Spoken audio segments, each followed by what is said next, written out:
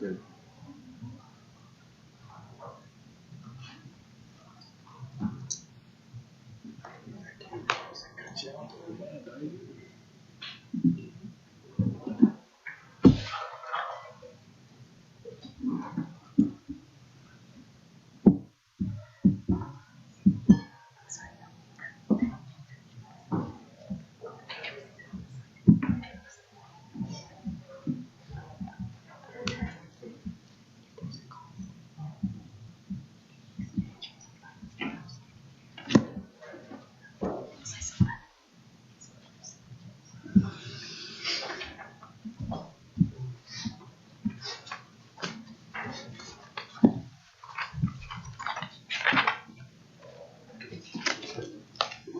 I call this meeting to order. Mr. Mayor, please call a roll. Mr. Rivers? Here. Mr. Crumble? Present. Ms. Taranto? Here. Please join me in the Pledge of Allegiance. I pledge allegiance to the flag of the United States of America and to the republic for which it stands, one nation, under God, indivisible, with liberty and justice for all. Welcome. We have a 6 o'clock presentation tonight in regards to our Veterans Memorial. There are a few items I like to get through before we begin the presentation. Do we have any agenda changes for this evening?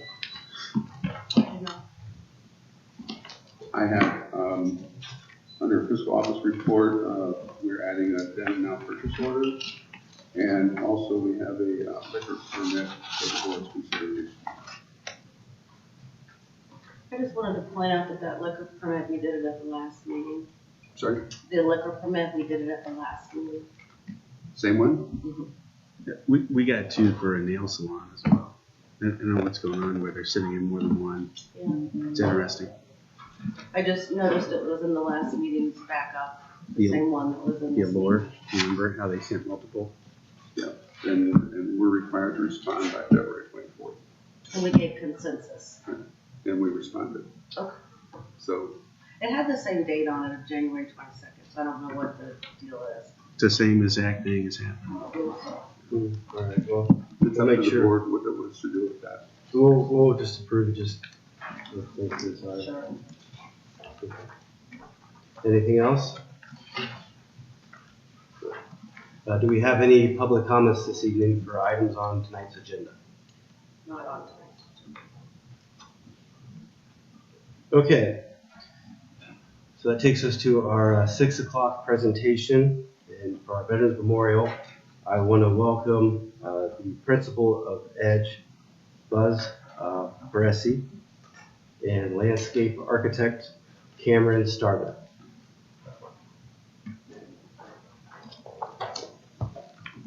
Before you start, we got to give you the name and address. Okay. Buzz Ferresi, 330 West Spring Street, Columbus, Ohio, 43215.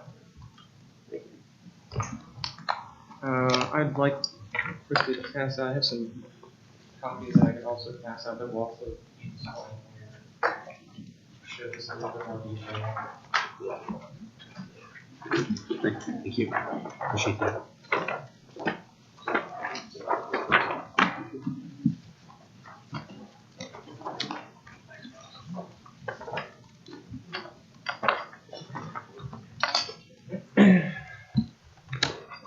Thank you for this opportunity to be here to present this design of the Veterans Memorial. This first image, probably most of you are familiar with. This was sort of our inspiration. So the image to the right depicts the memorial that was designed by a student several years ago, and was the winning design. And it shows and illustrates this fairly large granite flag-shaped granite memorial. And the theme above was also selected by a student, Heroes Not Forgotten. So this was kind of our design inspiration here that we were given. And then the image to the right was provided by a community member that sort of took this design a step further and produced a sketch plan, and locates this memorial in the center of this pentagon-shaped plaza. There's an entrance to the south, retaining wall to the north, some landscaping, some flags. And so this was sort of our basis of our design moving forward. Buzz, that was Tony Ironman, correct? Tony Iron, yes, that's correct. Thanks for that, Tony. And I just want to point out for those of you who don't know the history of this, this was an idea that was brought forth by former trustee Rob Quigley. He was a veteran himself, and he always had a vision that we would have a vets memorial here in Orange Township. And he did, what I loved is he really brought the community into this project by getting the schools involved, doing a contest for the how it would look, the name of it.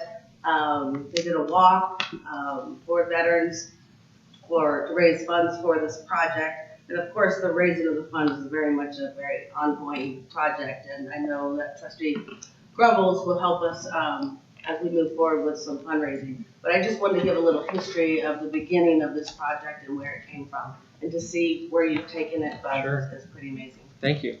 If I could take just a quick moment, I forgot to kind of introduce my team. You mentioned Cameron Starner. I'm Buzz Feresi with Edge. Cameron Starner. Cameron produced all these visuals that you'll see today are fantastic. But also not in attendance here as part of the team, Ted Hardesty with Edge, and Brooks Goble with Florida that helped us with some of the engineering and parking look at this project as well. So we go to the next slide, and so this is our site. It's an aerial photo. It's a bit dated at the moment. It shows the construction of the roadway. It's been seeded at this point, but this is our site. East Orange Road on the south. On the left side is Old State. This memorial obviously is positioned somewhere between the fire station to the north, the old township building to the south.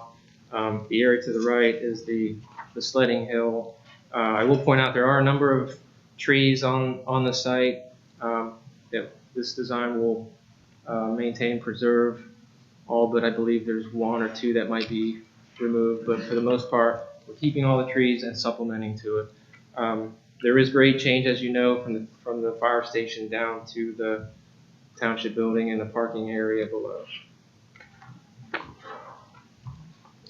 So this next slide is the plan view of our design. And so we've kind of stayed true to the original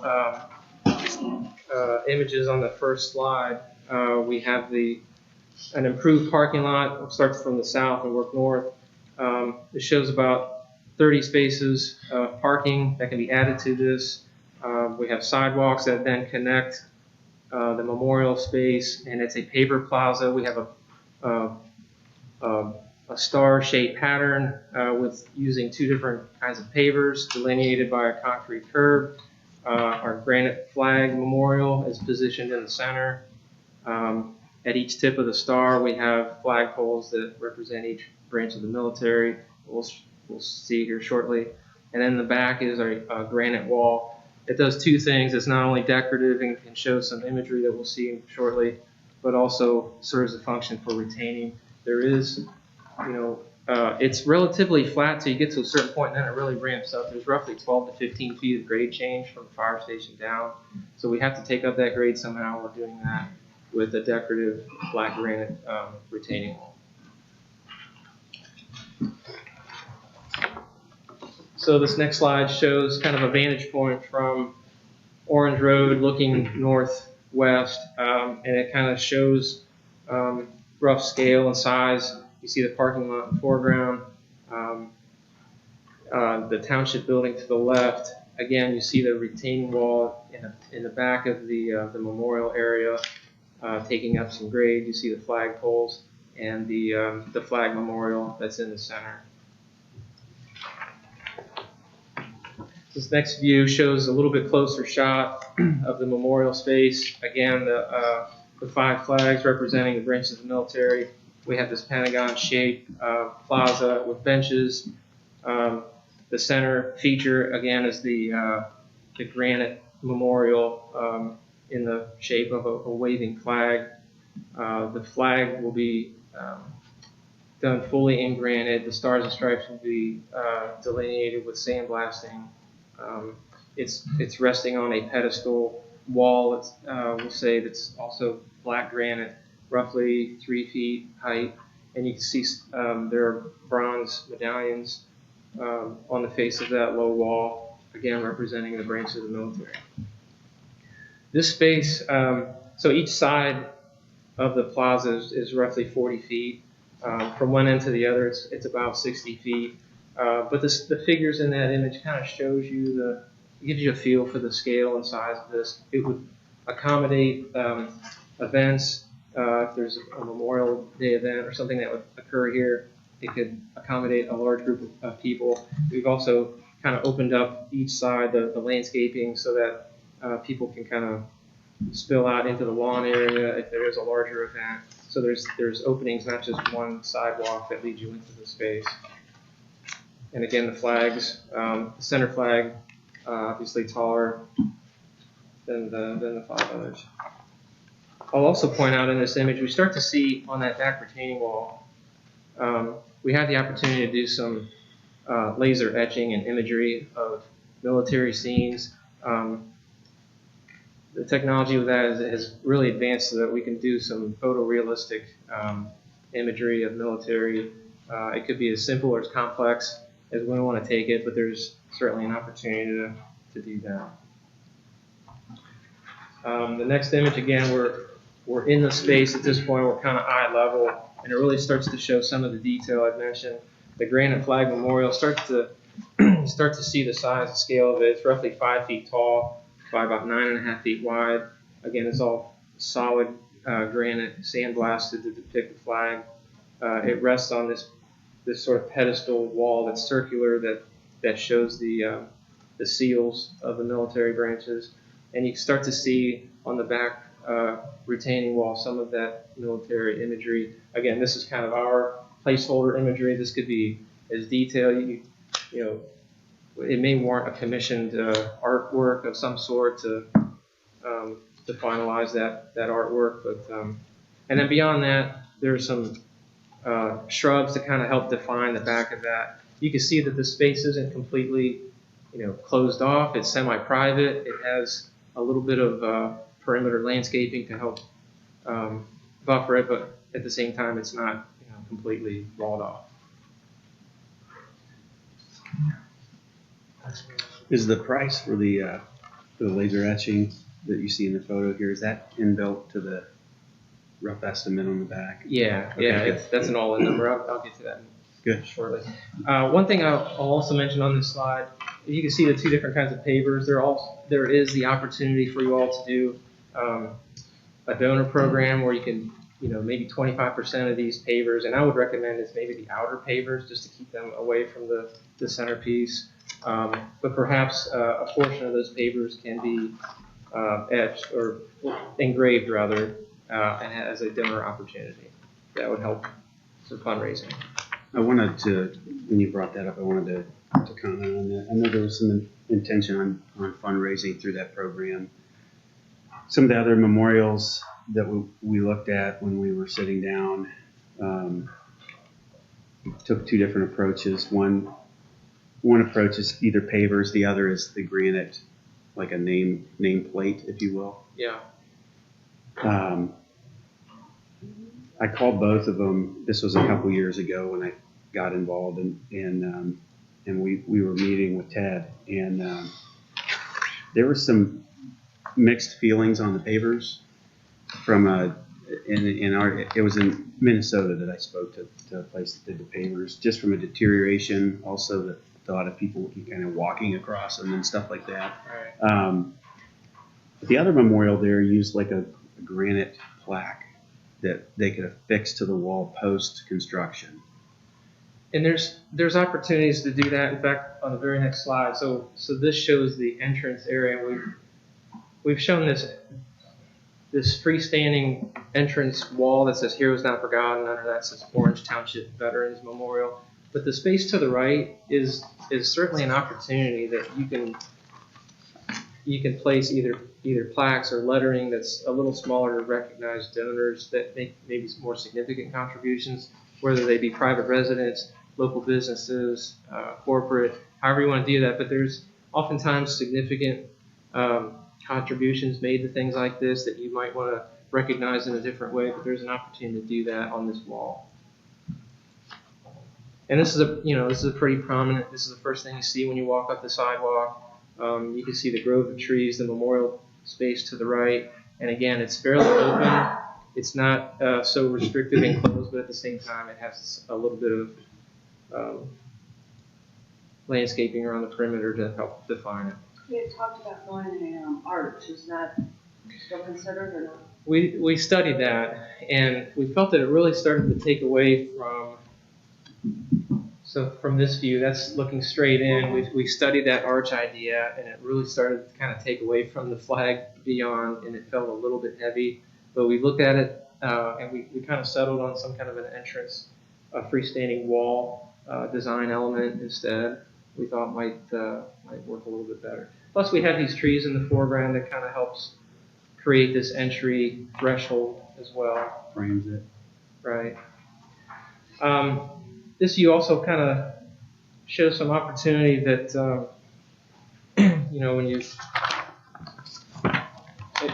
it shows the scale and proportion of this entry experience, but there's also opportunities in the evening then to do some lighting to really enhance this space and to not only illuminate the entry sign so that in the evening you could still read that it's the Veterans Memorial, but the flag memorial itself, the flags obviously will need to be uplit in order to remain and be respectful of those flags. They need to remain lit in the evening, so you're not having to lower those flags daily like schools often do. The wall in the back can also be illuminated to really help show that laser etching and really showcase that scene in the very back. So it illuminates the site enough that there's, it's accent lighting and enough for safety without putting a large bearing light to really blast that area. This next slide is more of a bird's eye view, just looking down into the space. Again, helps to show scale and proportion of this memorial space. And again, with night lighting, it could be fairly dramatic with what we could do with lighting just to, make everything, all these elements stand out. So how much does this cost?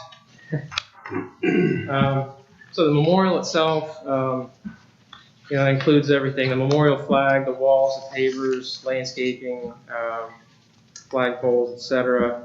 We're estimating, and this is a design budget, is $275,000. The parking lot improvements, the base, the asphalt, the sidewalk, a couple of light poles, all in on the parking lot improvements would be about $45,000.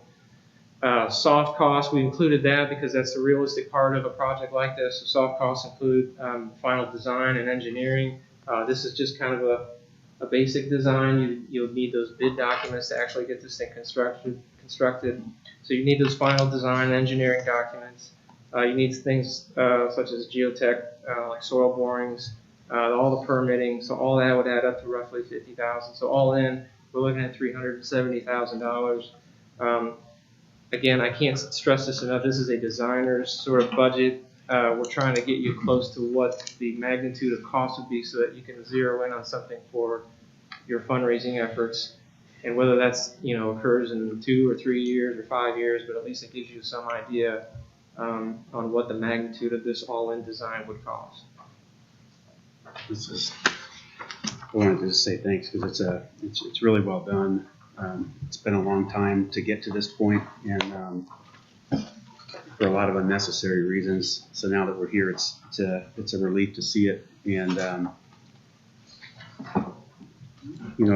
lot of people involved with this too, and certainly Kenmore, who performed the construction. We owe them a thank you. They were kind enough to take the grading documents that your partners at Corda produced for us and survey results and grade that so that it would take a little sting out of the construction.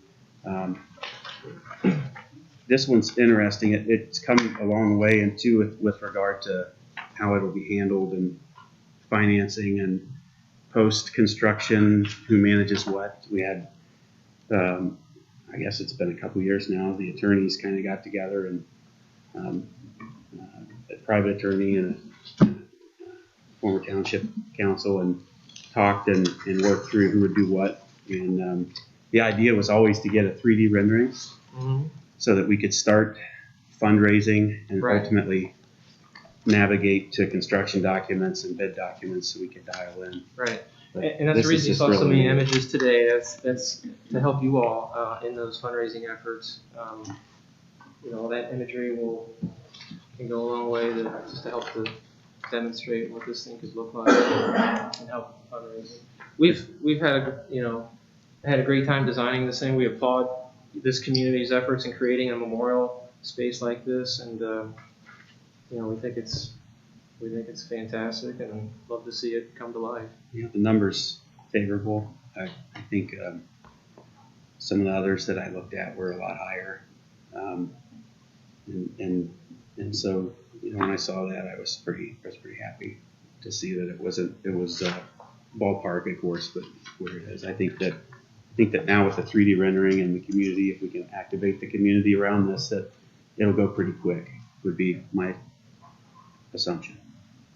It's a relatively simple design. The costs are in the granite. The memorial itself is expensive. It's not easy to do a flat like that. Anytime you're dealing with black polished granite, it's costly. It's just the material. The construction costs these days, last 2 or 3 years have been very volatile. So I'm very nervous sometimes about showing some of these budget numbers, but it at least again gives you sort of a target to aim for. By the time you guys are ready and you do produce the RFP and produce the documents and it goes out to bid, we could be off that number, a bit, but I just stress it's kind of sort of a design budgetary number to use as a goal. Well, thank you. And something too, Bill, to keep in mind, and I'm not sure if this got back to you at all, but when the legal dialogue happened, behind the fireplace there, actually, the idea was that it had to be, because of the property, we couldn't get away from it being the township being involved more formally, right? And so the funding outside of the $50,000 the township can contribute will come from private funds, and I think there's just over $30,000 now in the account. So we've got a decent chunk. I mean, we're to get going. It wouldn't be too overwhelming, I don't think, with the 3D rendering and such. But once that happens, the upkeep and kind of maintenance of that would revert back to the township. Sure, that's understandable. Yeah. So I remember the actual memorial, the centerpiece itself, and then you have parkland, part of it is a park. Wasn't that also part of the legal conversation on what parks should pay towards this, as well as $50,000 towards the actual memorial, which is that centerpiece? Then you have the parking lot and so forth. Right, So, that's all fair game. Yeah, it's the memorial itself. So Right. so with the legal discussion, if you flip through the slides, if you want to go back to one of the bird's eye views or something of that nature, so right there is perfect. So if you go back one, that is 50,000 limitation, what you see. Everything else around it is fair game. And so when you look at the cost, the 50,000, the parking lot would be 45 stripped out that we could use if we had excess park dollars. Originally, there was a lot of other detail that they had thought about, like a playground, and through discussion, it was determined that probably wasn't best to have right next to a memorial. There was ideas of putting another maintenance facility on the hill as part of this project, so they could scale the construction. The other thing that didn't transition here, I know some of the drawings you probably have because we worked through. Yeah, we produced some earlier concepts. Right. And I still have them too, but we had talked about putting some sort of shelter off to the side or somewhere in the vicinity, and nothing extravagant, but more for ceremonial stuff where for families that are grieving, and maybe if it starts to rain, that kind of thing. Because it will, I truly believe it'll get use, and people will use it for what it's for, and it's well done. Thank you. Any other questions? Or?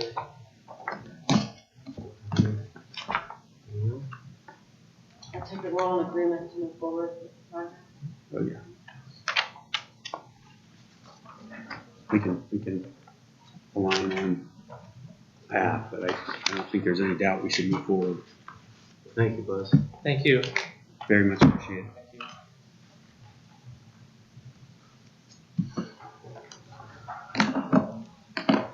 All right, next on tonight's agenda is our approval of minutes. Any questions, anything? I make a motion to approve resolution 20-072, approving electronic recording of the proceedings from the February 3rd, 2020 regular trustee meeting. Ms. Rivers? Yes. Ms. Franco? Yes. Mr. Grumble? Yes. Ms. Bonnie, zoning report. Yes. Well, good evening, trustees. Tomorrow for zoning commission on Wednesday, February 19th, we will be having an organizational meeting giving the zoning commission an introduction of the US 23 overlay district and discussing legal representation moving forward. Following that is Thursday, February 20th at 6 p.m. The Board of Zoning Appeals just has one application to discuss. It's a conditional use for a monument sign for the new dermatology office over on Hooded Ravines. Following that is Zoning Commission on Tuesday, February 25th at 7 p.m. This will be the second hearing for the Nova Lands Planned Commercial District. That's where the old hot tub store used to be, over at 6605 Columbus Pike. Next is Zoning Commission Tuesday, March 3rd at 7 p.m. We'll have, I believe it's the 5th or 6th hearing on the Turkey Hill signage application. So hopefully we can wrap that up sooner than later, as that's been pending for quite some time. Next is Zoning Commission on Tuesday, March 31st at 7 p.m. Our zoning audit will be finalized and presented to the Zoning Commission that evening. And then the last thing I have on the meetings report is, which will be the next item on my agenda, is to ask the trustees to set the hearing date for application number zone-19-03, which is the Evans Farm single family amendment.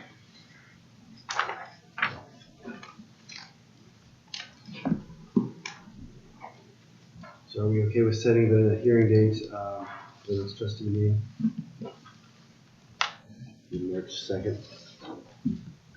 March 2nd at 10 a.m. Is that correct? That's fine. I've spoke to the applicant about that, and we're aware of getting the revised materials in time for it, and I will need to publish the legal notice by the end of this week, but I'll have time for that. Okay. Then we have. Should I go down the Yeah, why don't list? you go through it? Okay. Do it all at once. So the next item on the agenda is to accept the resignation of our planning and zoning intern. I'm going to say his name wrong. David Schneidingberg, I believe that's how we pronounce it. I never was able to say it. But he's just wrapping up his semester in college and has future endeavors aside from us. So he has provided a resignation letter, so we'll be accepting that this evening. And then following that is we'd like to post the intern position shortly after his resignation, as we tend to utilize our interns quite frequently, and especially with construction season coming up, they really do help us with the permitting process. And I would like to add in with that, this is, the intent is it's a 1-year term. There are instances where sometimes we'll extend it past 1 year, if it's close enough to graduation or at the end of the semester, but that way so we have multiple students that can come through the program and can assist us. So that's why David is fulfilling the end of that 1-year term. Okay. All right, so I'll go through a few of these. Let me guess, Kurt. Sure. I make the motion to approve resolution 20-073, which is setting the hearing date for zoning case ZON 19-03, the Evans Farm Land Development Company LLC. be on March 2nd at 10 a.m. at Township Hall. Second. Mr. Rivers? Yes. Mr. Grumble? Yes. Ms. Frenchco. Yes. Make the motion to approve resolution 20-074, which is accepting the resignation of our current planning and zoning intern. Second. Mr. Rivers? Yes. Ms. Frenchco. Yes. Mr. Grumble? Yes. Chairman, would you be able to add to that that it's effective February the 25th? So the resolution, there's an end date that we could use. Make the motion, so resolution 20-074 is accepting the resignation of our planning and zoning intern effective February 25th, 2020. Second. Mr. Rivers? Yes. Ms. Frenchco. Yes. Mr. Grumble? Yes. Thank you. And make a motion to approve resolution 20-075, accepting the position description for the employment position of planning and zoning intern. Second. Mr. Rivers? Yes. Ms. Frenchco. Yes. Mr. Grumble? Yes.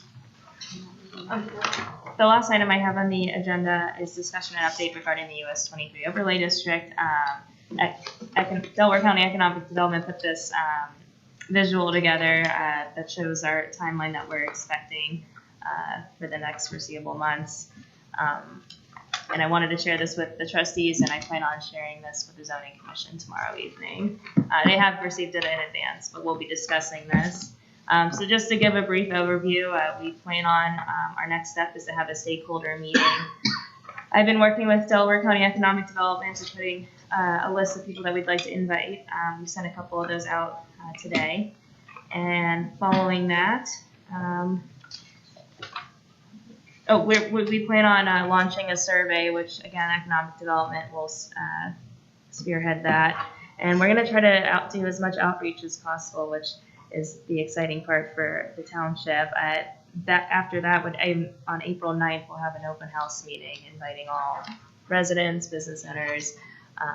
I'll be working with the county on that to do a pretty big outreach and send out invitations. I know it's planning on being in the next newsletter, so that'll at least get a hold of all the residents, but I would like to reach out to as many business owners as possible too.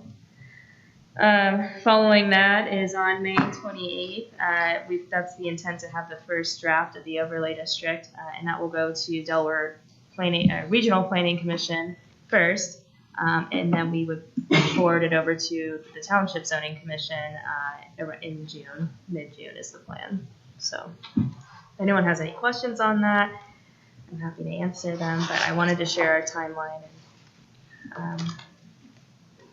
Looks like the final draft is planned to be July 21st. What are you going for with the survey after you did what's it been 3 years now since you did the prior survey? Yeah, and it's funny you brought that up because I mentioned to the county that I'd like to use the survey results that we had. I mean, we got over 500 results from the comp plan update, and I think trying to grab some of those comments and use them or show them to the open house. So, hey, in 2018, residents, anybody in the community liked this about us, and they didn't like this, and this. And, it's only been 2 years ago, but is that what we're still working towards? And I think I guess to answer your question, I am pulling those survey results for this survey. All right. Thank you. And the open house April 9th will be from 6 to 8. Yes. And then the stakeholder meeting, I believe, is also 6 to 8. So. Great. Thank you. Sure. Well done, Trustee well done Chairman, too, Michelle. Regarding the intern position, do we not read the resolution detail anymore for these, or? No, just the resolution title. Do you need me to go back and change something? I can change Well, it. it provided all the detail, like it explains what has to happen with that resolution. So the resolution number and the title, that proves everything that's in the detail. That proves the resolution. But the journal will have the entire resolution, correct? Yes, correct. And that's what's posted online for people that want to reference it. Correct. And if you need a copy of the resolution, I can provide it to you. No, I have the resolution, I just didn't know we weren't reading it anymore. Responding to anything, sir? No, that's all I have. I plan on keeping you guys updated along the way. So that's it. Appreciate it. Thanks. Thank you. Nice job. Park report, Mr. Cowan. Thank you, Mr. Chairman. Maintenance report real quick. Last snow event we had a week or so ago, the guys got after it. They were up early in the mornings and stayed late in the evenings. I think they did a really nice job for us. We didn't have any complaints or any issues. So I want to thank them for their efforts. Park report. I guess I'll just start off reading down through the list. Stop me if you have questions, if you would. Then and now purchase order for Preservation Parks, $71,884. It's payment of an invoice for the terms of January 7, 2019 agreement. And I believe you received a copy of that with your packet. Purchase orders. I have a purchase order for the Parks Department for Middletown Ford, the amount of $29,279. A new pickup truck for the Parks Department to replace a 2007 F-150. And I don't know if you received pictures of the truck. I have it in a file folder here if you want to see them. Purchase order for True Green Lawn Care in the amount of $22,922.60. They provide various lawn treatments for all of our parks. And the total amount of the contract again, is the $22,922. The agreements, the next item is to authorize the Director of Operations to sign the True Green agreements. Those are also in your packet. The agreements were not vetted by Attorney Betts, but they are the exact same verbiage, and everything was marked out exactly as it was last year at the recommendation of the attorneys. So no changes really. And the price only went up a few $100s, surprisingly, for all of our parks. So we're happy to see that. The next item is to set the North Orange Aquatic Center rates for the 2020 season. On your template on page 6, those are noted. There was a highlighted area about the early bird rates. Early bird, I think that's what they termed it. Early bird pricing, yes. Weren't sure if we wanted to do that again. It worked well for us last year. We'd like, if you could leave that in, we'd like to do it again this year. But that's really the only item that we were even considering changing, if that's what you want to look at. Let's see, where are we at? Also, the big one, asking for your consideration and approval to go out for bids for the pool management services contract. You also provided a copy of that. That was, I sent a draft copy up to Attorney Betts, and he did rewrite it essentially into what we have today. A couple of big items. The only real big item for that contract is it's a 3-year contract as opposed to an annual contract. And I did ask Mr. Betts to include a good out clause for the township in case things weren't working out midstream. We could get out of it and move on with another contractor. So he did provide that as well. Next item I have is a request for qualifications from engineers and architects for a project I just termed it known as Roe Park Playground Improvement Project. This again is similar to what Administrator Bodnar did for the garage improvements, where he submitted engineers' requests, and then they were graded and brought before the board to select an engineer to move forward. So we'd like to do that too. And again, I mentioned at the last meeting, all that soft surface over there needs repaired. The landscaping is beaten down and looks really bad. And we'd also like to add some accessible playground equipment there as well, because it's really a nice spot. You get families playing baseball, and then they go over and play on the playground. It's really a good spot. So I'd like to make some improvements there. Next item is authorization of a purchase order and to authorize the signature of the Corda Namath Engineering agreement. The purchase order is the amount of $9,500. I requested this proposal. It's one that Brooks or Corda Namath, Brooks Vogel from that engineering group, and I have talked about many times, and it would allow us to connect the new North Road Trail to what was there before. There's 3 pieces of property that have never been, right-of-way has never been acquired. And through this agreement, he would do the preliminary engineering work and give us items similar to what Buzz supplied for the monument today, that we could go out to the residents and show them how the trail is going to look and talk to them about picking up the right-of-way. So that's the purpose of that. Next is a purchase order for work on the soft surface at our pool facility. That's in the amount of $11,000. That's about all I have other than the 4 discussion items down below. The field agreements, which I have here, and I believe you all received a copy of your packet. And discussion on North Road restrooms, what you want to do with that, if you want to talk about it this time. Pond proposals, I included those in your packet as well, if you want to talk about them. And lastly, we are looking at scheduling an open house for parks, May 12th. Tentatively, I've got 6 to 7:30. I don't know if you want to look at another time for that. But I'm kind of excited about that. It's always good to have those and have folks come in and we can talk to them and share things with them. Got any questions? I'll be happy to try and answer them. Before we get to the discussion items, are we okay with the pool rate?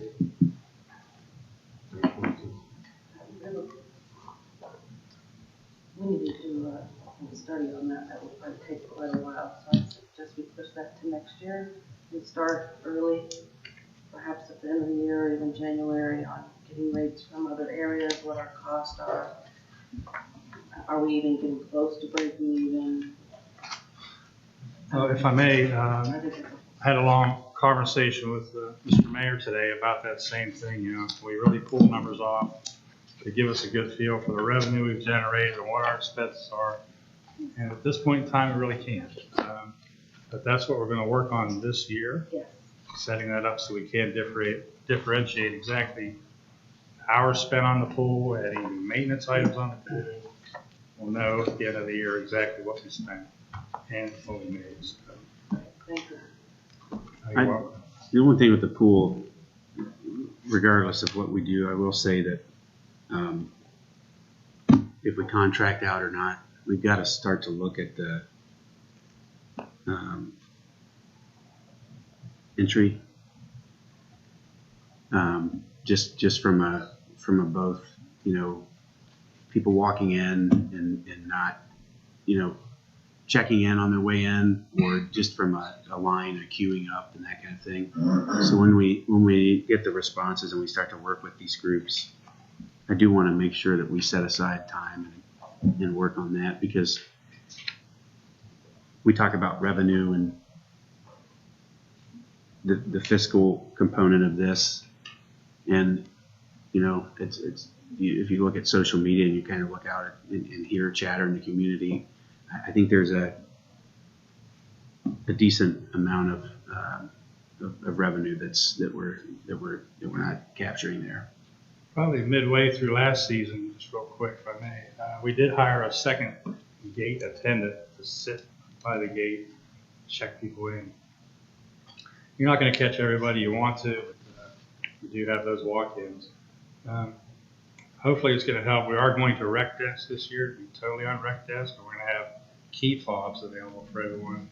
So that's going to quicken things up, let people get in faster, and hopefully control that a little better. Yeah, maybe look at different areas that have similar issues. Like, I know we're not the size of the zoo, but they have, you know, controlled access. You look at different water parks, that kind of thing. I'm sure we can take some best practices and make it right for us. Just a suggestion here.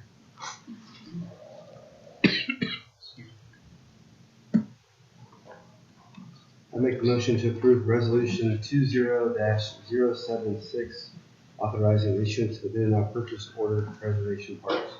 Second? Mr. Rivers? Yes. Ms. Trento? Yes. Mr. Gumble? Yes. I make the motion to approve resolution 20-077, authorizing the issuance of a purchase order to Middletown 4. Second? Mr. Rivers? Yes. Ms. Trento? Yes. Mr. Gumble? Yes. Make the motion to approve resolution 20-078, authorizing the issuance of a purchase order to True Green. Second? Mr. Rivers? Yes. Trento? Yes. Mr. Gumble? Yes. I make the motion to approve resolution 20-079, authorizing the Director of Operations to sign the True Green agreement. Second. Mr. Rivers? Yes. Mr. Gumble? Yes. Ms. Trento? Yes. Make the motion to approve resolution 20-080, which is saying North Orange Aquatic Center rates for 2020 season and includes Exhibit A.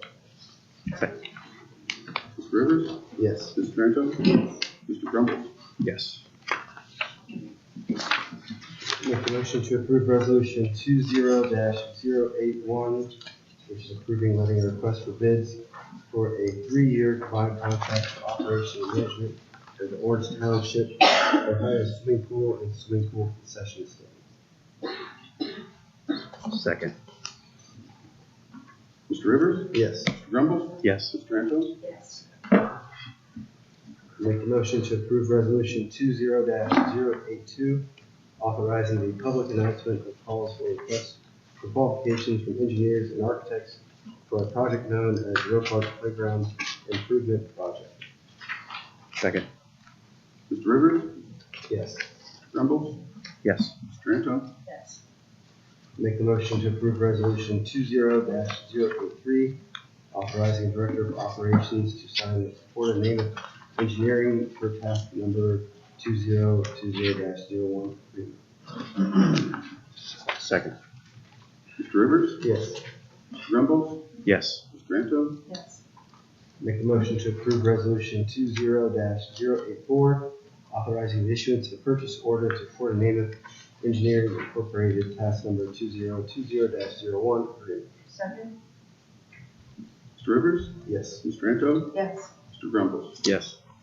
Make the motion to approve resolution 20-085, authorizing the Director of Operations to sign DWA agreement for project P27153. Second. Mr. Rivers? Yes. Mr. Gumble? Yes. Ms. Trento? Yes.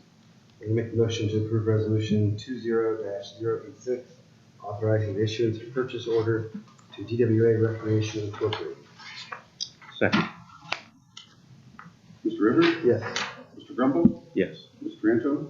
Yes. That takes us up to the field use agreements.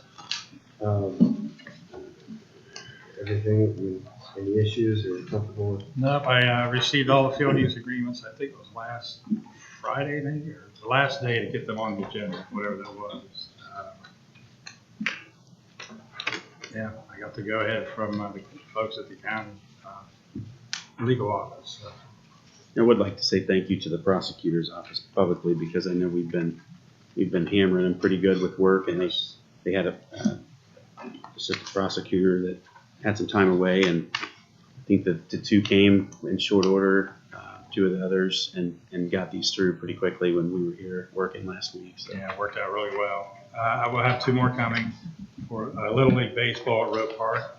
We don't have that in this packet. We're still hammering out the scheduling for that. So this should be coming hopefully next week. That should be the end of it. Thank you, Joe. I don't want to butcher the name. How do you pronounce the agreement with the Cricket League? Side at 088. Mm-hmm.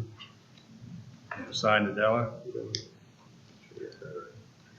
Make the motion to approve resolution 20-087, which is entering into an agreement with Columbus United Soccer for use of recreational premises located at North Orange Park and North Road Park. Second? Mr. Rivers? Yes. Ms. Trento? Yes. Mr. Gumble? Yes. Make a motion to approve resolution 20-088, which is entering into an agreement with Nadella Cricket for use of recreational premises located at North Road Park. Second? Mr. Rivers? Yes. Ms. Tranto? Yes. Mr. Trumbull? Yes. Make a motion to approve resolution 20-089, entering into an agreement with Express FC for use of recreational premises located at Glen Oak Park. Second.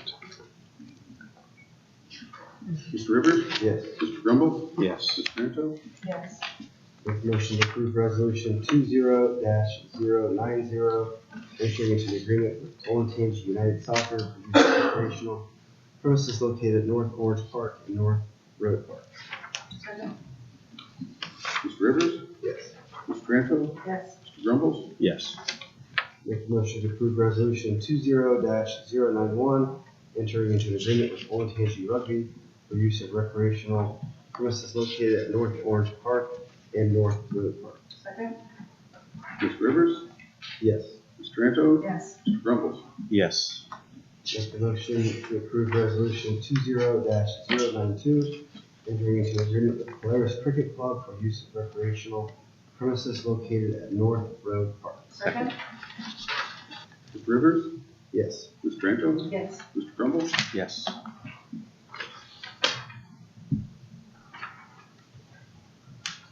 All right, well, that takes us to North Road bathrooms. I don't have a whole lot to add. I know the agreements you just approved, they're going to be using the fields, soccer, cricket. It's just a really nice area to go hang out. Mhm. We are going to need some kind of restroom facility for the season. Gonna go out for the study here, probably within the next 6 months, right, once we get that. We're gonna have that added to the agenda here soon. And probably won't move forward for a couple of years on the rest of the park, I see probably happening. I hate for us to, already we're seeing how much activity that park has. I'd like us to seriously consider constructing the bathrooms now and building them now. I hate to see us have porta johns out there with that amount of people.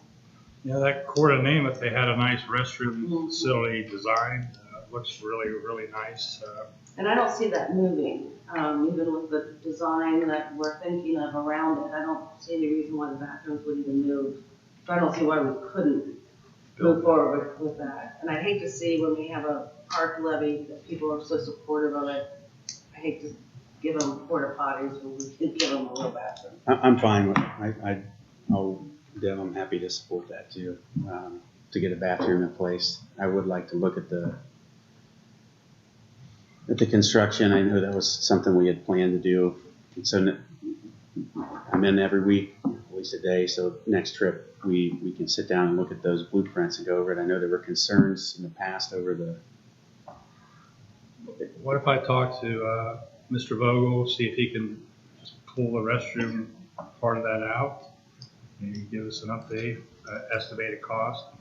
Maybe you could come to the meeting next week and talk about it. I just know there was I was in the meeting in the past where there was I attended the meeting, I should say, where there was some disagreement as to the extent to which we would build the facility and extravagant, with features, et cetera.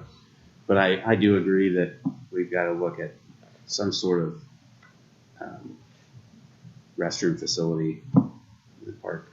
You've already got it locked up with usage. It's pretty consistent there. I know I live in a neighborhood with 2 parks, and they've got smaller restrooms, but they're also, they're not as big.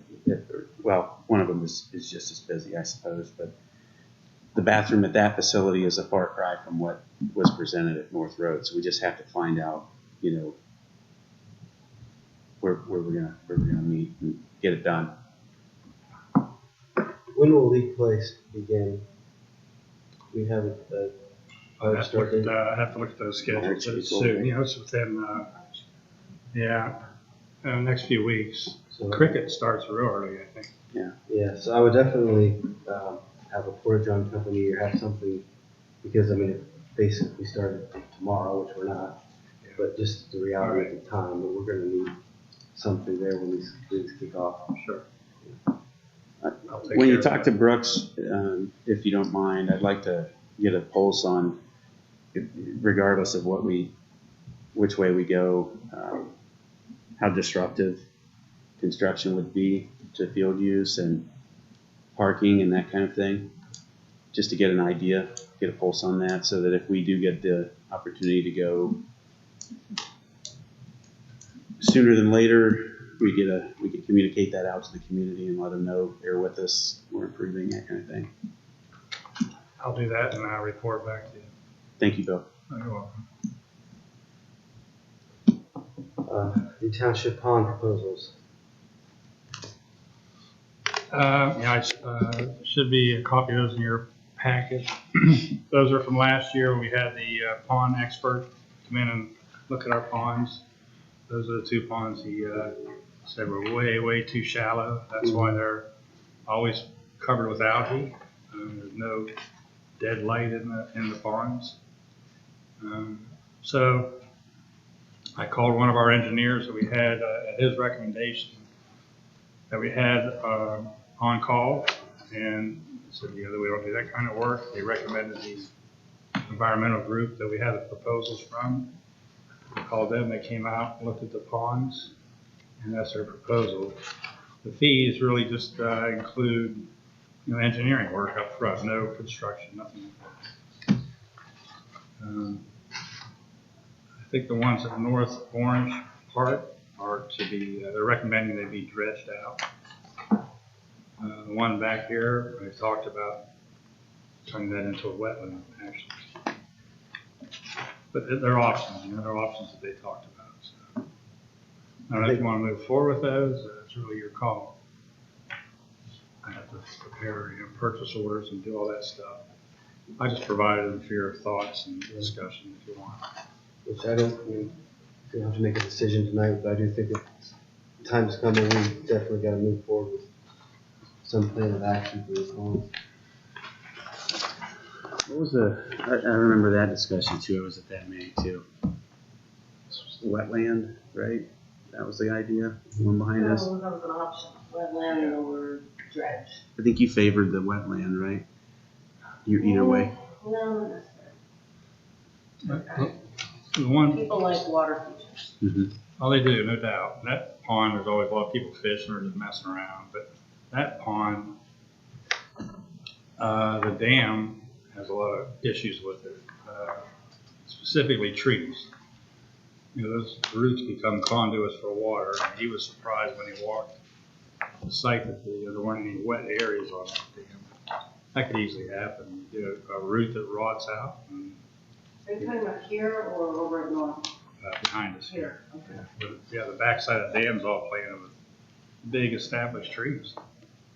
I'm okay with moving forward because I do need to move forward on this. And that's one where we had the toxic algae bloom last year too. Right. Which wasn't And good. that's dangerous, so I think it's even more reason to move forward. But with both, if we decide to move forward tomorrow, time-wise, it's still gonna be a while. Probably so, yeah. I think they have spelled out their time for engineering work, and then, of course, would have to go out to bid. Those types of things. It may not be till fall. Mhm. I don't foresee it happening this season, but maybe this fall they can start work. You think we actually have to go out to bid? You think it's gonna They'll probably be over $50,000. Yeah. And is there anything for the short term to help us through this season? Well, next week I do have the proposals on my desk from the lake doctors who the township has used for many years. I was going to bring those up for next meeting. So they would just do their spraying as they would normally. I mean, I really didn't do a whole lot.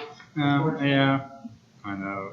If you get a hot, dry summer, they do the best they can. But Mother Nature's always going to win out. Are we in agreement then to have the proposals, or have the agreements put together for the next meeting? And Mr. Cowan can start moving forward and we'll officially approve it. Yes. our next So meeting. essentially, they're gonna analyze it, and take a look at it, come up with more robust Recommendations. everything. Okay, yeah, let's get going. All right, I'll get that ready then. Okay. And then I did want to add, for the Parks Open House, we had talked about putting together some surveys, kind of follow up on what we had done with the comp plan, and then also including North Road Park in some ideas with the leagues that are going to be using it for the first time this year, and as far as additional structures and get some feedback and input on what would be good there besides obviously bathrooms. Are we going to have the study done by May 12th? I think there's a little bit of confusion with the study, the one that I sent to you to review. Yeah, that's more, I discussed that with Chairman Rivers today, real brief. That proposal was more of a, can't remember what that study is. Capital, Mr. Mayor had it done at their condominium, what's that called? Capital Reserve. Oh, yeah. So what that study would do would, Well, where that confusion is coming in then is you wanted to do a comprehensive park study. Yeah. So that's my understanding, that's what the direction that you're going. yeah, so that's what I was talking to Mr. Ryan about today. Well, I want to get that hammered out too, I wasn't real clear. The one I shared with you, just to proofread, Right. was for that plan. They would come out, send engineers, review all our buildings, all our structures, ponds, everything, and set up a plan for the next 5 years. We can set money All aside. right, I understand that. So how about the study that you were talking about? That would be an addition to that. And are we moving forward with that? It's still kind of being discussed, but we don't have anything concrete.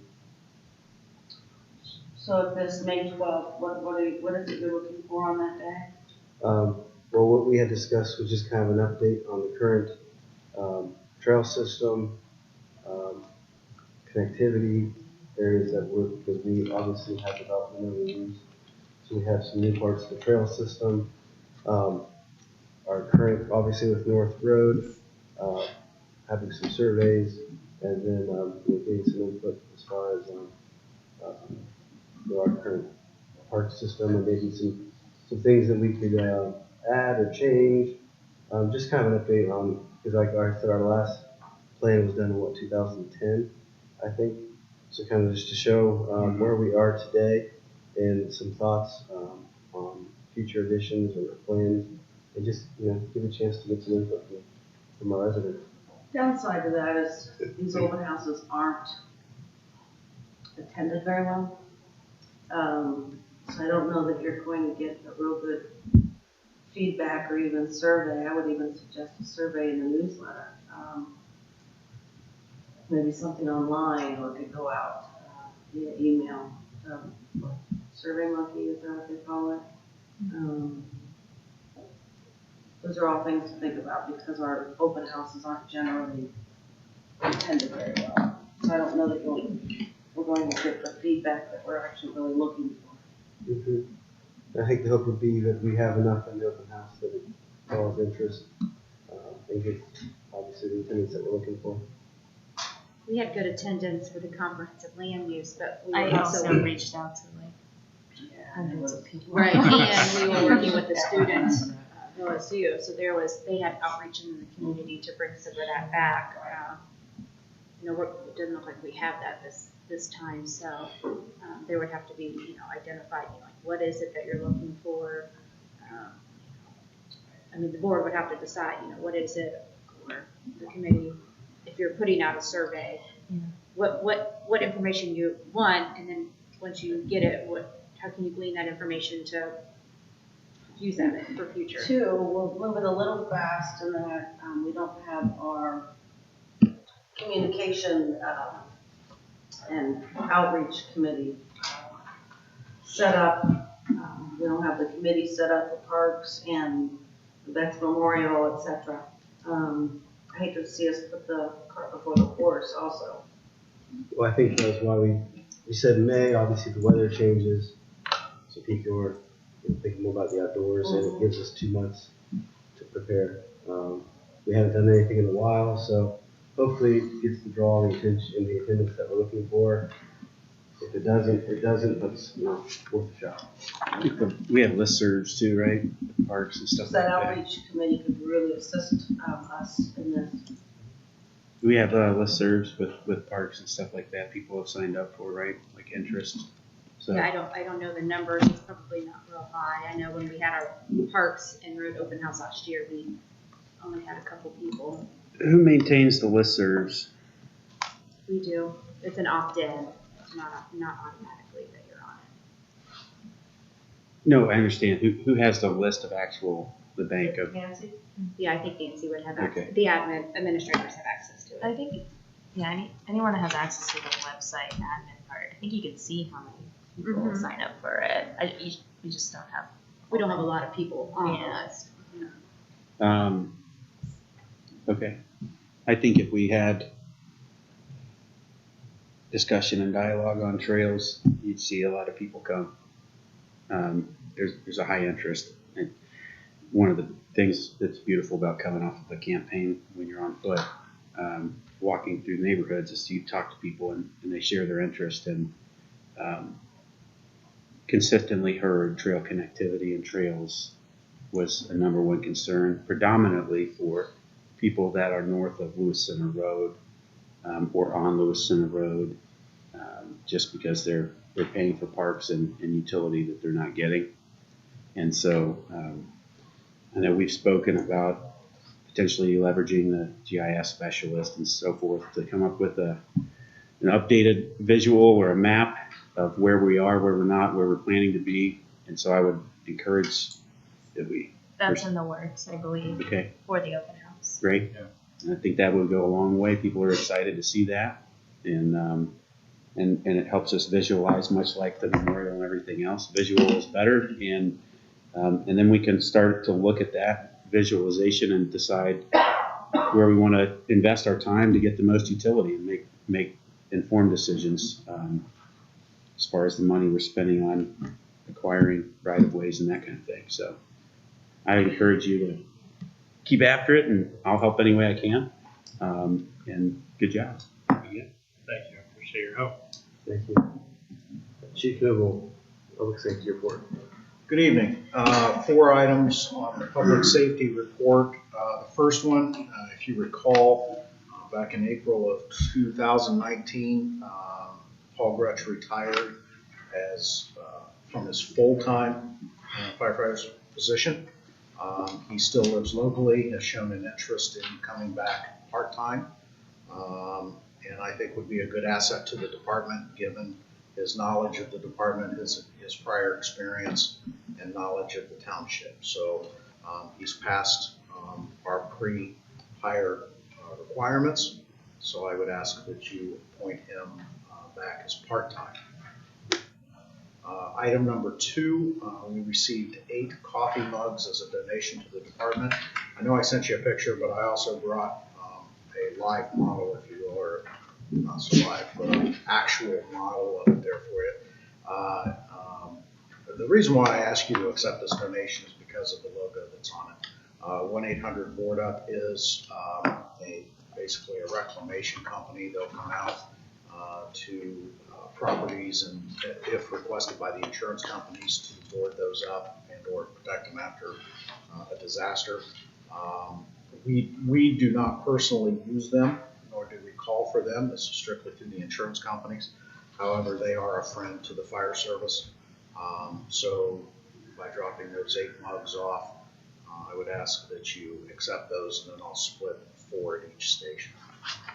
Item number 3, the Lake Doctors Water Management Agreement. Every year we provide service to the pond behind Station 361 on Gooding Boulevard.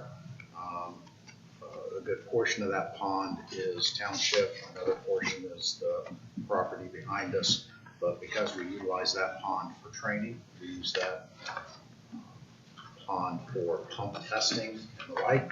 We do keep it treated and taken care of. That water management agreement was reviewed by the prosecutor's office, and you'll notice the packet I sent you had their addendum to it. The that I would ask that you accept this. And then finally, item number 4, 2008 Dodge Durango that we had as a station car. The motor pretty much is dead. 208,286 miles on that vehicle. While we could put it on deals and get minimal money out of it, I would ask that we do with this vehicle something similar that we did years ago with the 2001 Dodge Durango. The board authorized its use for training. It costs us a couple $100 a vehicle to bring vehicles in to do vehicle extrication training and that. I think given that this vehicle served a useful life to the department and the township, that if you authorize us to, we'll use it for training and tear it up. And then once that's done, I'll come back to you, the board, and pass another resolution to get rid of it. Those are the 4 items I have this evening. If you have any questions, I'd be happy to entertain those. Durango is making it into every meeting this year, huh? Just about. It's a tough vehicle. With the lake doctors, we just got done talking about ponds up here. We got ponds over there too. I know it's not a park, so Bill, obviously not something that's in your purview, but if we're gonna call the lake doctor, I think it would be meaningful to look at that as more of a central procurement for the township as opposed to just having fire department. I know you probably have to separate things because it's from a budget standpoint, but The fire department has historically taken care of that pond in the past. I will tell you that and I get what you're saying, the flip side to that is because the residents behind us also share use of that pond. Delay any treatment of that pond coming into the spring, and that we may have some residents asking questions. their HOA is not responsible, obviously, right? No, we also do training in that we do training on that pond. I understand. In the past, it's always been, we would take care of it and treat it. We did have the option of sending them an invoice and they pay part of it. We just never exercised that. It's in North, it's, We use the majority of that pond. yeah, it's in North Orange, right? So, It's right behind Station 360. right, so it's, I guess I don't, the point I'm making is that there's ponds that are gonna get treated by the lake doctor or whatever in the township up here. We got a legal agreement here, we're gonna do it anyway. I'm more than happy to wait if that's what you desire. I don't think we should wait, I'm just thinking as far as, we're already we've got a document in front of us, we're talking about utilizing them while we're waiting on this other study to be done. When we see this kind of thing, does it make sense to pause and say, hey, lake doctor, we've got a legal agreement with you that everybody's happy with. Our township needs to utilize you in other places too. And as long as the agreement that's going to be used for the other township ponds is the same service that they do for ours, yeah, it's going to be the same amendment, same legal document, so I understand. I know each pond has their own agreement. Some ponds we put fish in. Okay. Fish. But each pond has an individual agreement. Okay. Could we maybe ask Lake Doctor to give us an aggregate fee structure as opposed to for like a collective township business instead? That's all.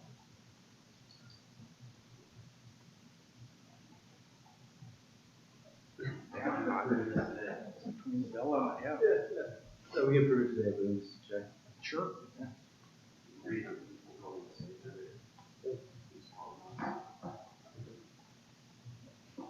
Any other questions on my item? I make the motion to approve resolution 20-093 of part-time firefighter paramedic Paul Brush and establishment of compensation. Second. Yes. Yes. Yes. Make the motion to approve resolution resolution 20-094, which is to acknowledge and accept the donation of 8 coffee cups from 1-800 Florida. Yes. Yes. Make a motion to approve resolution 20-095, authorizing execution of agreement with the Lake Doctors Incorporated for water management for the pond located behind Station 361. Second. Yes. Yes. Make a motion to approve resolution 20-096, authorizing fire department training and practice, authorizing utilization of 2008 Dodge Durango for such purposes, and ordering vehicle disposition to be brought to the board. Yes. Yes. I have nothing further from the board. Thank you. Thank you. Takes us to our fiscal officer report. Mr. Mayor. And we'll skip the liquor license. There's been an purchase order to Isaac Wiles for legal services.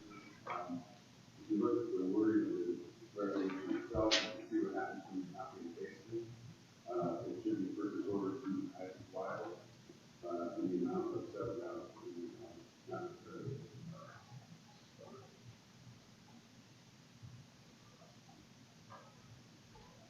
And that number should be 100.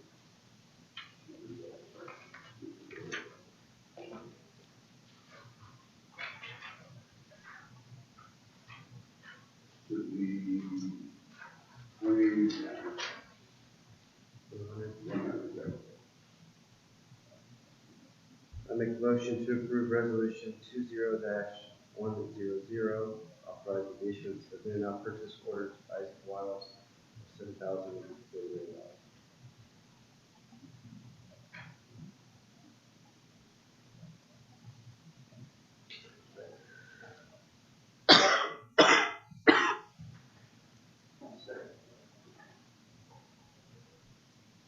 Rivers? Yes. Russell? Yes. Bruce Randall? Yes. Go ahead. And you're sure on liquor permit for this? Yeah, Yeah, we have a consensus, right? There's no issues.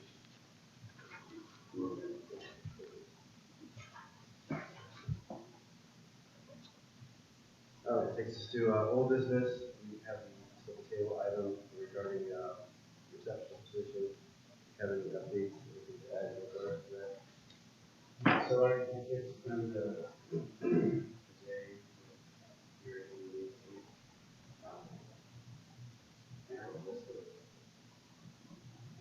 takeaways from that. I'll work with some of these. The general theme is that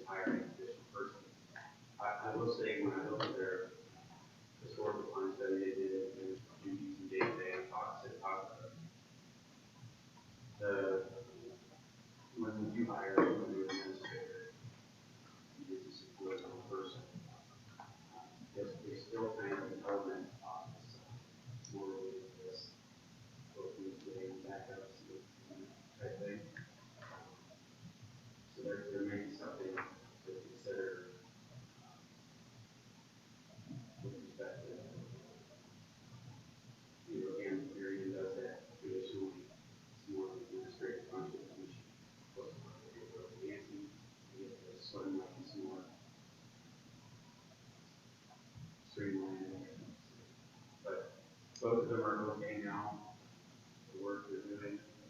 There's more of a wish list, if you will. Asking people to get,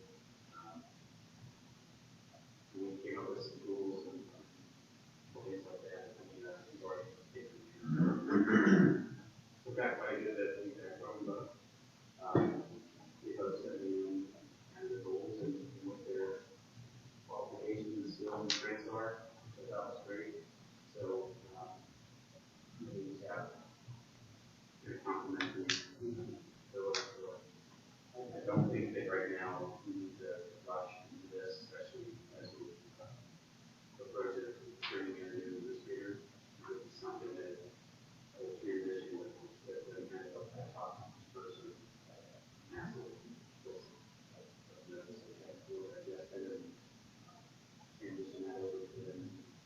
Partner. But with the pool starting and that kind of thing,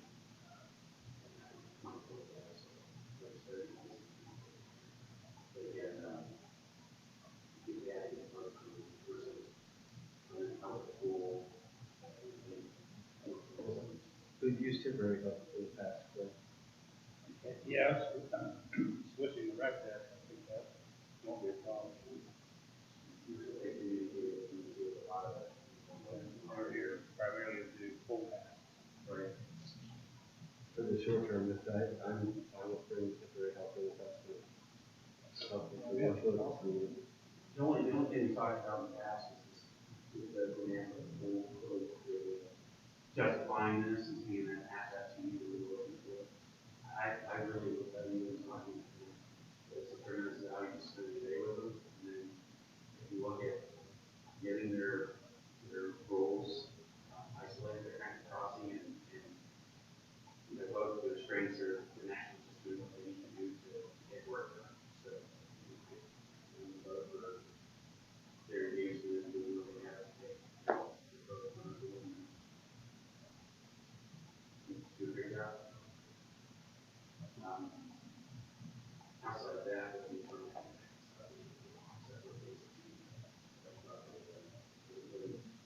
they provide a lot of insight and knowledge. They're very knowledgeable. So as If far there's as anything this you- position, that's outside of Marion and Nancy. The intent was when the front gets finished, we'll have a receptionist and Nancy is full-time administrative and Marion's position would work for Bill. Are you wanting to table this or just take it on altogether? Well, we have to finish the drawing. Right, so I didn't know if you just want to table it, continue to table it, or just take it off and then wait until the front is finished. So I don't know where the front and finish conversation that's going to happen, but I do want to discuss that. Again, because we were going to look at bringing in triad, and we ran that plans for that, but it was out. And it's on me, so I'll reach out to them and bring them in for a look there. Talking with Marion and Nancy, I do think it's imperative that we do more front house safety improvements as soon as possible. Once I contact Triad, it might be something that we can put a special meeting together for you then, just to get out of it from a time standpoint.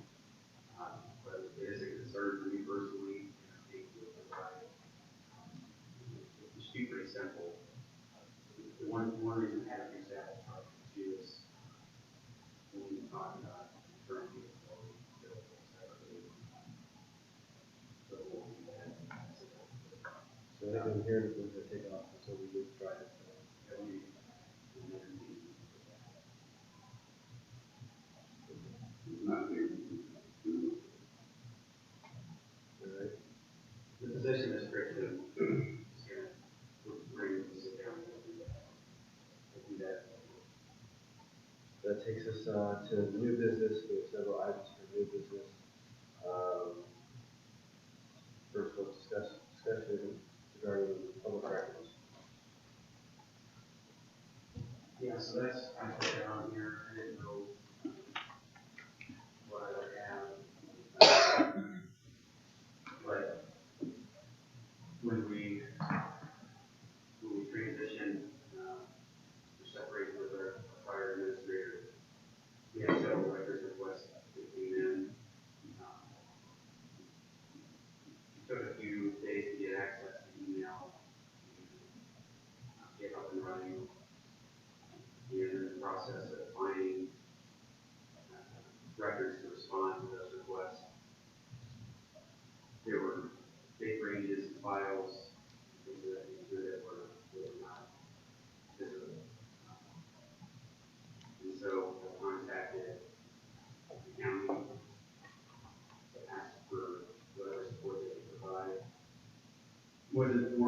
for some reason, the township made a decision not to archive our public records.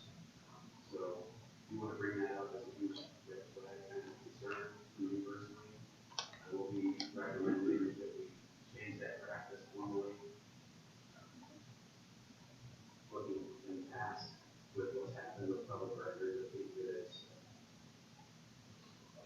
in our best interest to avoid possibly lawsuits and things of that nature. That doesn't make sense. What doesn't make sense? And we don't archive. We have to keep them for so many years, correct, Mr. Mayor? And the county backs everything up. Really, they can't back everything up the way that you're they don't archive what you're trying to imply is backing up as part of it. Mm-hmm. So that doesn't happen.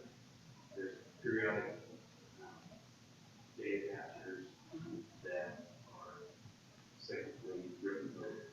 I'm gonna guess that they were not clear to us on this then. Okay. I was told that This wasn't a conscious decision. specifically told not to archive on our township, and that was not approved as an extra expense because it requires data and storage. So the spilled milk is there. We have to figure out what we do here. I'm bringing this up as a concern and dialogue. Absolutely. And suggest that we move sooner than later to fix that. The other issue is that didn't have any way of accessing the media is locked. In the device, but the computer and phone. So I turned those over to the IT department. The phone has been pretty much like, and so that was a concern to me because it's full health records. And so, frankly, didn't know what to do at that point. The sheriff's department took the phone, they ran through software they have, they validated that there were thousands of records deleted, and created a summary report which they would provide me. There's an investigation as far as whether it's intentional or not.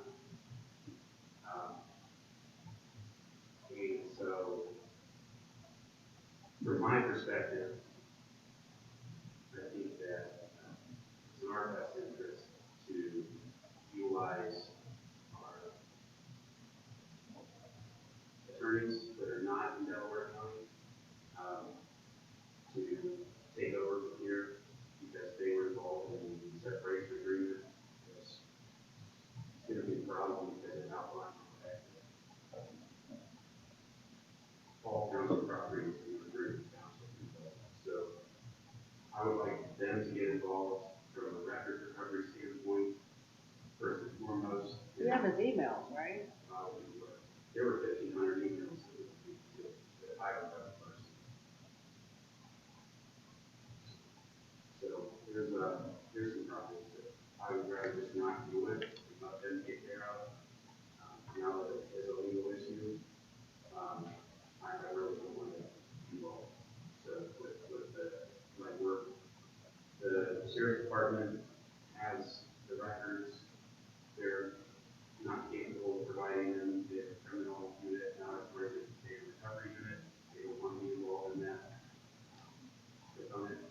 So And why would you want to use the prosecutor's office? it's complicated. It's a certain organization.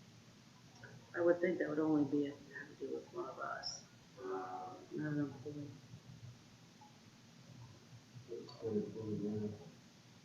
That was their recommendation, by the way. That they wanted outside agency or I feel like this would be an executive discussion, not public. you want to talk about it a little bit? Because you're kind of making accusations too without actual, you know. I had an email from the police department. I got it today right before the meeting. Right, but you're kind of trying somebody in public without. I'm not trying to. They're running an investigation I just feel like this would be executive Is session. there an action that needs to be taken? I'm not going to navigate down the path of this. I would rather have an attorney take care of it or a designated party take care of it, as opposed to me being involved in it. That's all I'm here today, explain to you, meeting forum, what has happened. I'm not accusing anyone of anything. Now, as for whoever investigates it, it goes about the justice. So do we have a consensus for this meeting? The reality of it is, it's more of a civil issue from what I was told, that involves township recovering the records. So if we have them with the fiscal office as the custodian for a period of 2 years, right? So that's the interest for me, the investigative part. They can provide anything, so I can't get the records that way. You need to get the records. I'm not going to do it. I'd rather have the jury do it. So do we have a consensus in terms of the Eastman Smith and where the trustee criminals is that down to? No, I would rather see the prosecutor's office first. Prosecutor, my understanding, the prosecutors, they get aware of this already. By who? I would assume that the investigating officer contact. Again, I'd rather not discuss this. It should be an exec. Well, if there's an action to be I don't taken. want to hurt somebody's reputation and without Yeah, I evidence, agree. proof. I agree, and I appreciate that. I think he's asking for some direction. There's an action to be taken, it has to be a public session. So, Usually discussion happens first before the action. there's an action moving. We have an obligation to recover those records. That's the part that I understand. I have no desirability to do that myself. So third party has to be involved. They're on there. Somewhere. Can't make it anymore. I'm fine with serving when we have a review session, so if we're ready for it. The trustee government is basically that if we for. It went through the county. The reason I brought that up is it already went through that path. They're telling me that they're not a road recovery, data recovery group. They are a criminal group. And so, whoever we can do, can I get the data off somehow? And you're trying to sort of put it in the detail of separation. That's correct. I like it, but it's worth it. I think we're clear where this stands and how we move forward. Also regarding public records, Ben, when you get a public records request, and if it's information that comes, that I would need to provide, could you make sure that I'm asked that I would provide that information, that I don't have anybody going through my back door No to. one's going to be used. Awesome. I don't have that authority. We had, this had come up in the past, and I just want to make sure that that was still stands with the direction that everything's been moving. Yeah, I don't have access to any email other than the administrator. The records requested came in today, have been for email related. Okay. Okay, thank you.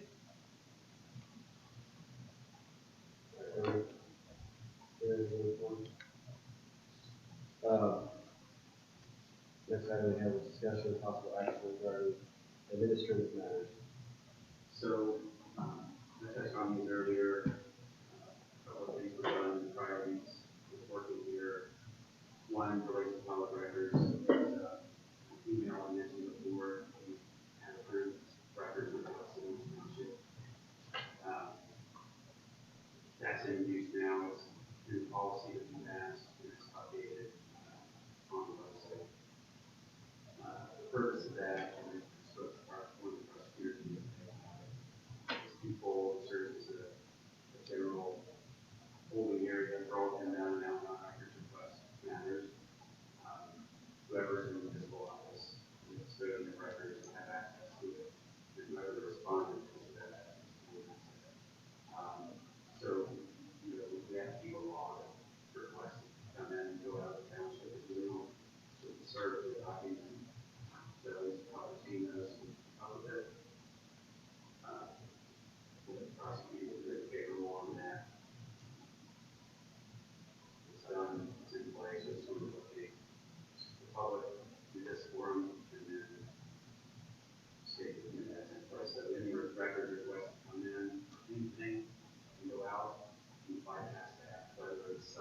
have, we can provide, et cetera. We have to record our records requests log. So send something out, hey, send this, or this is a request, send it out, et cetera. This needs to be documented. There's a subfolder in there for completed requests. So we'll just go in there, every year, keep that. The other email we created, created admin at Township.org. And that is for any of the transit vendor, do not knock, any administrative type workload, any request from the township. We can go into that. We also updated that on the website. Reason being, the transition is in after that, makes it much easier to keep everything in one spot as we go back and try and fish through. So that's up in line. So if you speak to folks or whatever, I think we're going to use that. Nancy has access to that currently. Potentially does Nancy as the administrative person. So that's really it from that standpoint. Just got to look at those quick workloads. I did also work with our search right now for administrator. I know we got some resumes in, but I did want to ask if we could look at the calendar and what dates would be available for interviews. We get something from the calendar now. We have resumes we want to move forward. Great. If at the time we're not ready, obviously we will be scheduling things, but we'll just get your availability. Is there a particular week or? I was gonna say, 2 weeks, maybe. The first week of March? Be great. Wednesday the 4th? Did you want to do it during the day or the evening?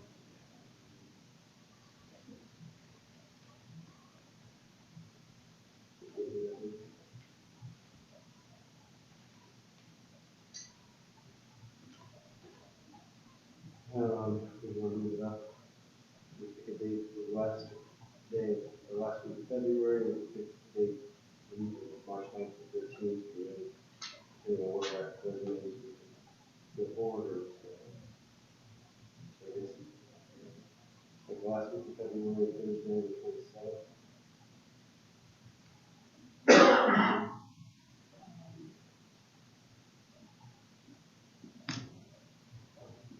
Is this, I'm sorry, I just need to ask, is this something that the department heads would be involved with too, as far as the interviews go, or just the trustees?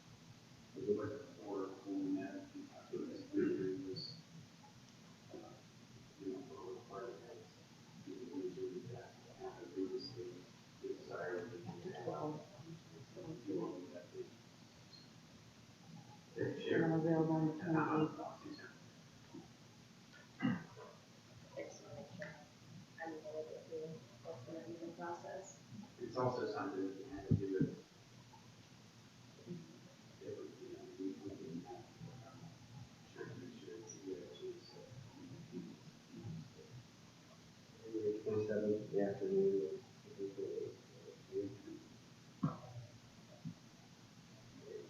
about March. Week 9th through the 13th. Yeah, we practice on days that week. Monday, Wednesday. Monday, Wednesday. Monday, Wednesday, so it'll be,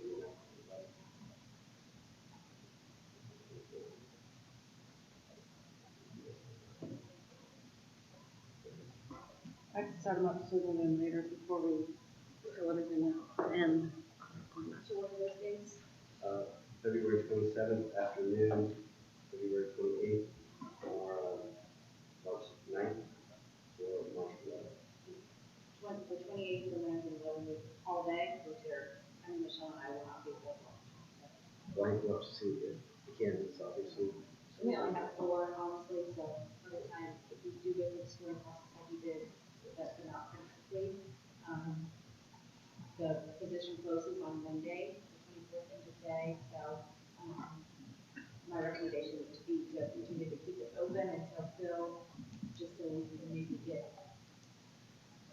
more applications, more resumes in, take a look to see what really good things to look at and screen and then be able to interview. Just so they meet the qualifications at first.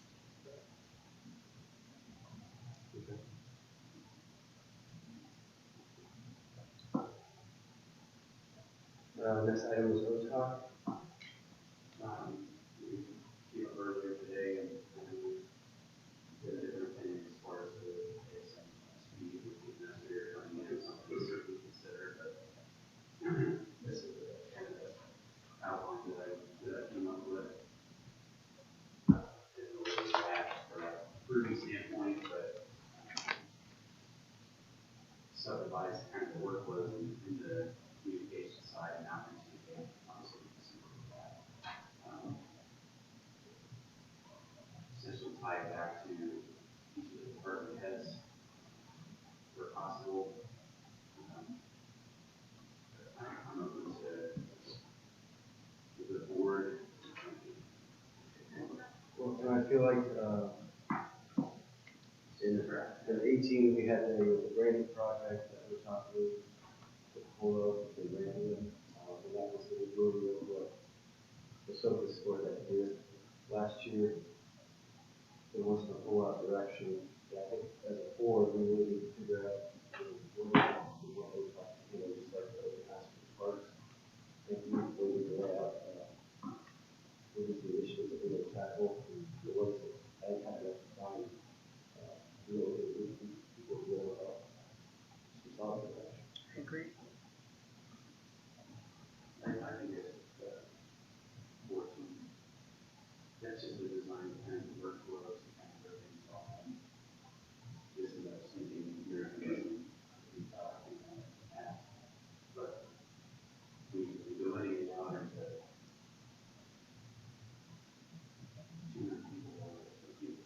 There's not that many applications, but at the same time, so complicated it can become more troublesome to keep up with and manage. And I think 14 handles those specific workloads. And we need to bring people in. That's something to do.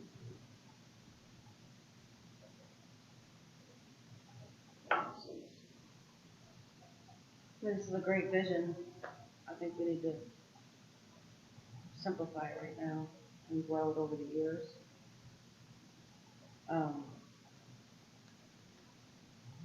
It's just workloads. That's what it's for. It's not about different teams. So it's like everybody's good. So yeah, that's Memorial is a pretty big project. Economic development is a huge thing. Meet your neighbor, HOA alignment, those might be smaller. I mean, I like the idea. Is there a possibility for the department heads to have some input on this too? I've been since this is your first year here. Part of my strategic plan last year was to have a steering committee for land use and zoning. I'd like to update our zoning code every 5 years and revisit our land use plan every 5 years. And I didn't know if this is something that could tie into the UOTOP.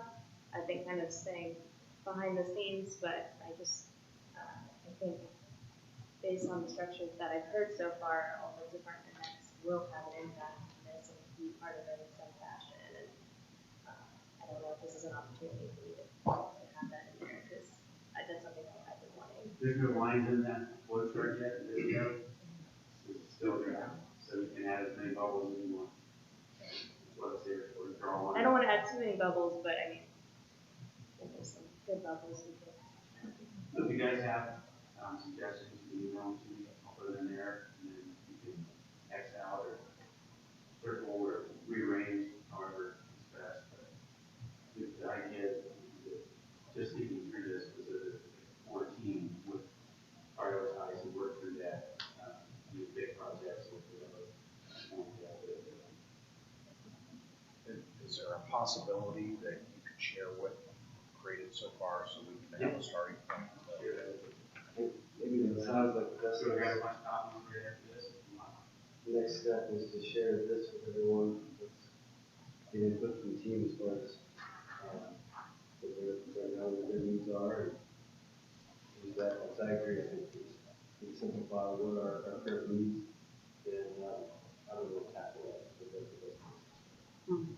And is the intent of the board changing? It was like an advisory board and providing recommendations. Is it now going to be more, It has to maintain an advisory board. right? It just seems like now maybe staff more with departments versus having outside advisory taking over some of this stuff or, taking on these initiatives. How we've done it here and that. Well, I think the core of some parks, communications, sort of same nature. It's just we're trying to get down to what exactly are the current needs that we need supported right now. Right, I just, they weren't included before, that's why I asked if it's gonna be different now moving forward. It was more volunteers or people, residents making those recommendations, the I think staff that and the. elements should change. I think that what we were talking about is the approach, kind of like we talked about us, like liaisons and everything. They would be everything kind of a swim lane, if you will. So if you're looking at this approach along like buckets of issues or topics, so as the OTOC group works on appreciation breakfast, marketing, etc., their recommendations might come through the board as a liaison, and filter back to you, what was recommended, the advice, and partner with you to bring it to fruition. It's not that you're going to be doing a bunch more work as much as it is that you're sharing with us what you want work done, so that it shows up here involved, I know what you always did, and then we get their consensus and close it back up into the board and then to you. That's just not not the intent when we initially was proposed and it not, or how it has been handled, so that's different. So I just, am trying to understand what the new intent is. Why don't we give them a copy of that and have their input and add it to the next meeting? And maybe we can solidify it. Yeah, certainly want to keep. Mm-hmm. Sounds like a plan. Next item, on the Joint Economic Development District, John Albers, I've spoken with, he's working on getting everything together for our next hearing date, which is March 16th. I did sit through his class at the UT Atlanta conference. He's pretty much considered the expert in the go-to guy in the blue room. So I wanted to just touch base with you if you have any questions, like to talk with him. We get to hear on the 16th. The Finance Authority is paying for the legal portion in regards to John. So there's no cost to the township. But I want to make sure everyone gets a chance to get with John and have any questions answered or whatever it is further. I would love to really share with them before our hearing in March.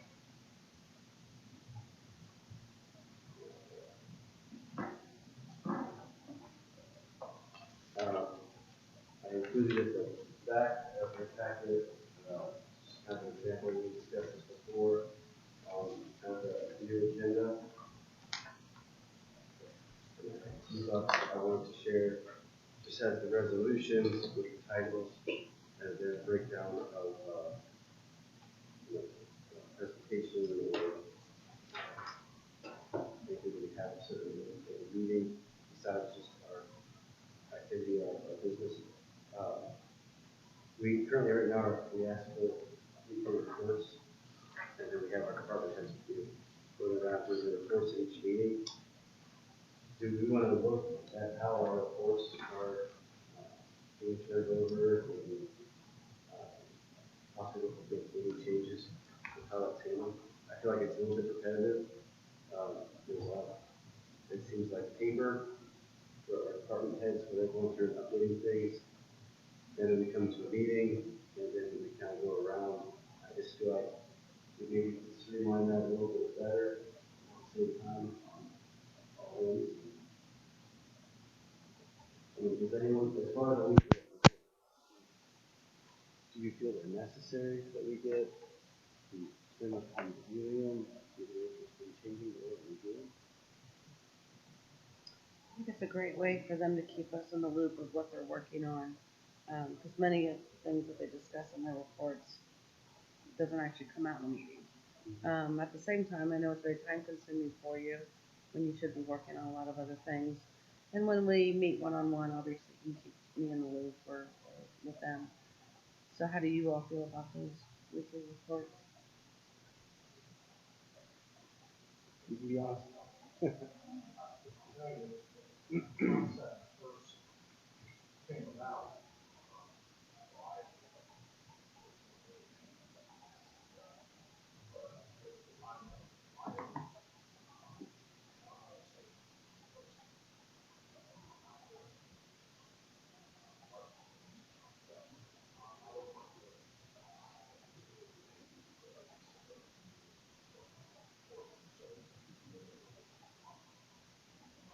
I mean, do you guys have any idea how many meetings the chief goes to? It's a lot.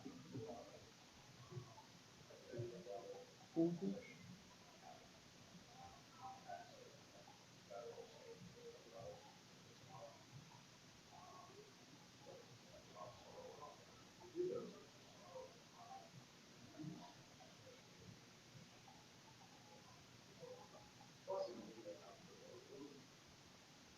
Me personally, I don't have provided to you.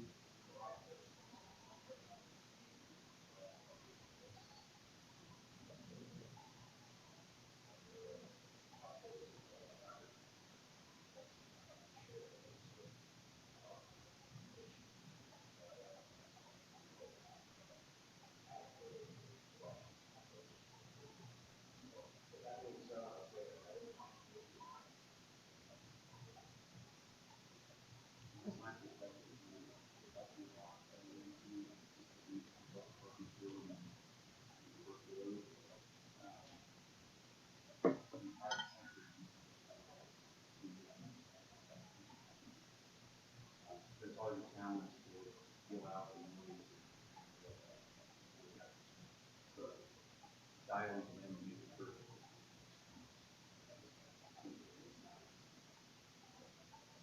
I would say that for me personally, reading through it, some of the detail is further than I think I have to go, and there's some massive things on here. And some of it I would have went super helpful. Calls you back from the engineer's office, needs and plans and stuff. Plus knowing just who's in the office, who's not, you can see what you're doing at that time. That and that and on. Some of the stuff like you take a little wrong mistakes. Some of the detail is really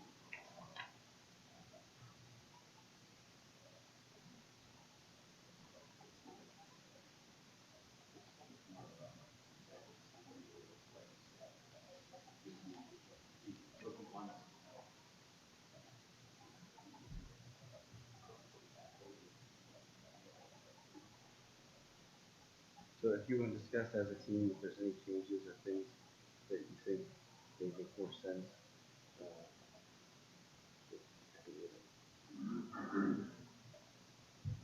I have that item. Then last, Quick comment, Lisa Pratt, 218 Barnett Court. On the agenda, I like that things are flowing, meetings are really flowing well. But it's hard, I've gotten so many, tonight I've been confused trying to follow along with, when you guys are talking resolutions, and I have no way to see what the resolution is or what we're moving through. So I didn't know in the future, is that going to be available online, so you can follow along on the phone, you start reading the resolution, so you can see exactly what that's about. Is that an option, is something you guys would consider? well, for most, I mean, typically you have the resolution with the number, and then you have the title and the subject matter with it. So typically you don't have the full resolution for the public, but we can address Yeah, that. just a little bit more, and sitting here, this has been a little tough to follow at times, so I know it's like, just some feedback or something's happening. But I like the flow, it is faster. Sure, and it's a work in progress, so we'll, That's my 2 cents as a president. Thank you. last item, we have, the Township Association event, March 5th. There is, I'm sorry, are we done with the new agenda discussion? So, we actually talked about the weekly reports, were we talking, you had this in the backup. right. So we're just looking for some feedback, and I want to see if the team want to give their thoughts, and Oh, okay, something that we can continue to I discuss. see. Cause I know Ben and I both were on board with the more transparent, the better, just like she didn't know what things we were talking about.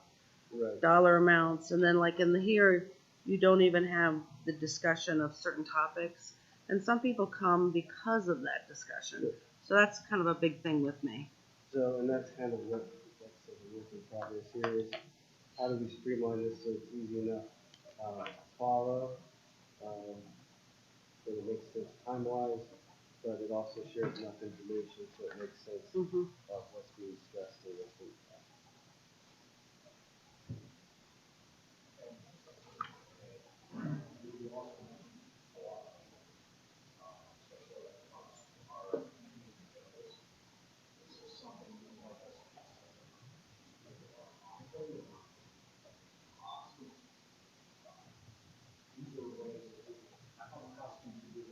I'm 100% comfortable if I fill records requests today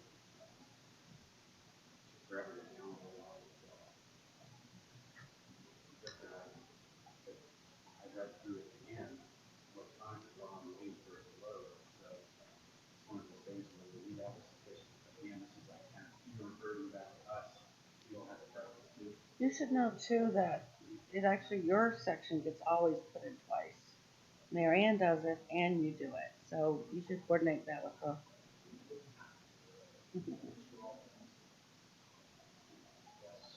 I'm a paper person. I like the hard copy. Some people are online, so it's really a preference. Mary Ann knows to give it to me. I don't know that she gives it to them.